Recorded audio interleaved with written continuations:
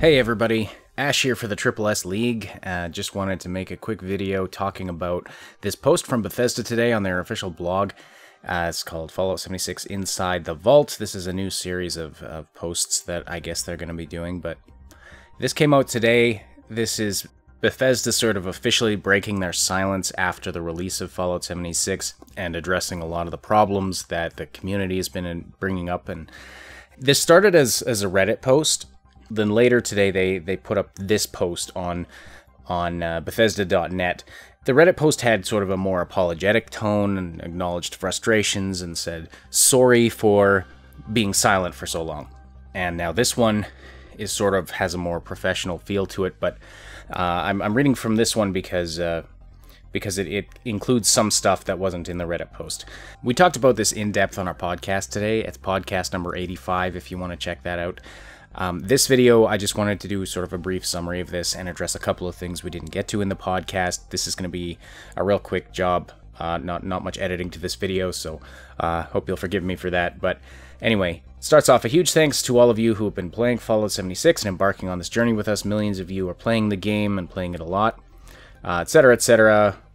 Good niceties written here. And then as we continue to read your feedback and watch your streams, we understand there are also a number of frustrating issues. We want you to know that we're committed to rolling out fixes and features on a regular basis and implementing changes based on your feedback. Sorry, it's late. We also continue to work on an incredible list of updates for the game, including new quests and events, new vaults opening. I find that quite interesting. This paragraph here is the stuff we didn't get to on the podcast. New quests and events they talk about. There's going to be new vaults. I find that exciting. A faction-based PvP system, and much more. We're confident with your support, we can make Fallout 76 an incredible experience for years to come. So this is an acknowledgement that there are problems. This is an acknowledgement, them saying, look, we screwed up. And in the Reddit post, like I said, they apologized for being silent for so long after the release, when everybody was up in arms and getting really polarized about this game, because it's been a very polarizing game. The reactions to it have sort of been in two camps of, we really absolutely hate it, or, there's a lot of problems, but we like it. But there are a lot of problems. Sort of that camp of, we like playing this, but it's really frustrating. And that's the camp that I was in, and that's the camp that Obsidian was in. So this is a good sign, I think. They've acknowledged the problems, they've acknowledged the frustration of their fans, the people playing their game, and they're saying, we're going to fix this, we're going to make it better. So I think that's a really good sign, and a really good sign of things to come for this game. So let's look at what's coming in some of the upcoming patches here. They make it clear that, okay, these are their priorities might shift from time to time, based on what's needed week to week. But this is what they're looking at for the next couple of weeks here. So December 4th, there's going to be an increase to the stash limit, which is something the community's been asking for. So this is proof that they're listening, if nothing else. They are listening to the community.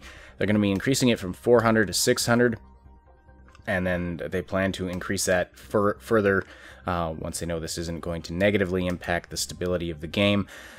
Boss loot, so players should correctly receive 2 to 3 items after taking down a boss, depending on the difficulty and level, etc., etc. So, I think that's a bug fix that's being put into effect. Cryolator effects. Players hit with a cryolator are chilled, frosted, or frozen, depending on how many times they are hit. And the duration of movement speed reductions applied by these effects have been decreased from 2 hours to 30 seconds, which is, I think, fantastic. I have not been hit by a cryolator personally, but having my movement speed decreased for 2 hours, I think would have driven me slightly insane, so that's really good. Respawning when over encumbered, so there was an issue where people could only respawn at Vault 76 if they died while over encumbered, so they're fixing that. And then they're going to be also patching out an issue where people were getting stuck in the power armor. Then on December 11th, there's going to be another big update. They're going to be adding a number of things to the PC version, including a push-to-talk setting for voice chat, 21:9 resolution support, and a field of view option in the settings.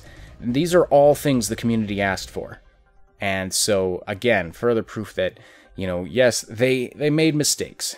And I don't want to downplay that. They they've made some mistakes, and someone in our podcast commented, these things should have been implemented from the beginning. Absolutely agree.